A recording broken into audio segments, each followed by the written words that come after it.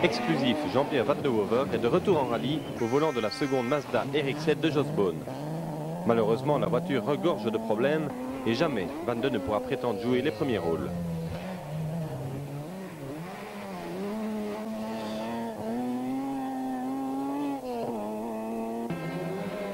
Pour ses premiers rôles, Bruno Thierry est demandeur. Et il le prouve en collant pas moins de 20 secondes à son plus proche poursuivant en l'espace de 3 spéciales seulement. Mais une petite touchette endommageant le train arrière va lui coûter quelques précieuses secondes.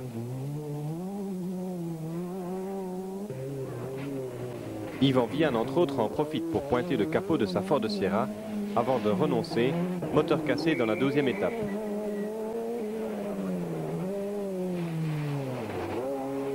Michel Luxen lui aussi se distingue au volant d'une Visa 1000 pistes bien efficace. Réglé différemment le jour avant le départ, Michel doit s'adapter à son nouveau comportement.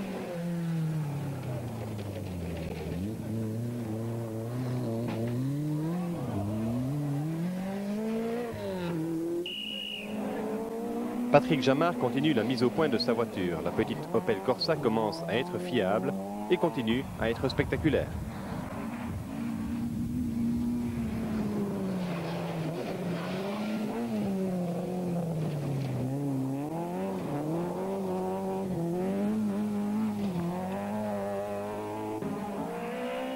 Yves Maton a décidé d'être sage. Un problème d'embrayage qui ne sera jamais résolu l'empêche d'attaquer. Et le Hutois se contente donc de viser un bon classement.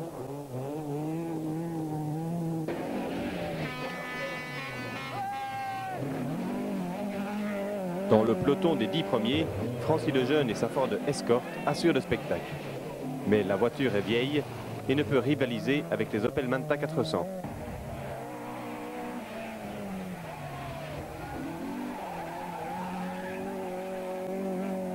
Autre opéliste convaincu, Rudolf Van Kamp nous gratifie d'un beau passage. Il terminera 12e.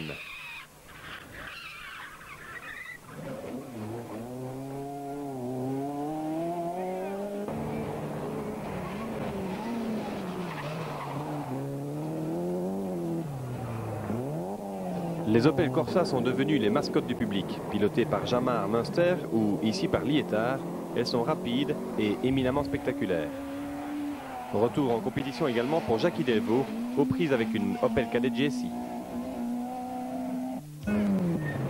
Jean-Pierre Van de Wover ne pourra faire mieux qu'une 9e place, derrière Maton et Jamard. À la 5e place, on retrouve le Norvégien Mortensen et sa Ford Sierra Cosworth.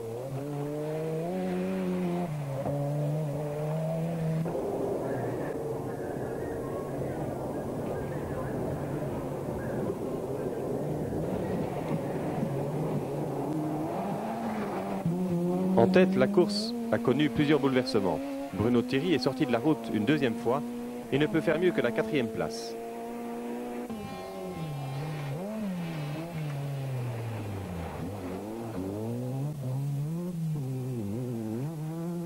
Jos Bohn et Jean-Marc Gaban se sont une fois de plus retrouvés aux avant-postes. Le pilote Mazda prenant un léger avantage sur la Porsche, mais tous deux se sont fait damer le pion par un surprenant Gabi Gudesen en pleine forme au volant de sa Ford Sierra Cosworth. Le rusé Gabi a fait fort en terminant avec 43 secondes d'avance sur Bohn et 1 minute 24 d'avance sur Gaban. Il faut dire que Bohn est parti en tête à queue à 3 spéciales de la fin.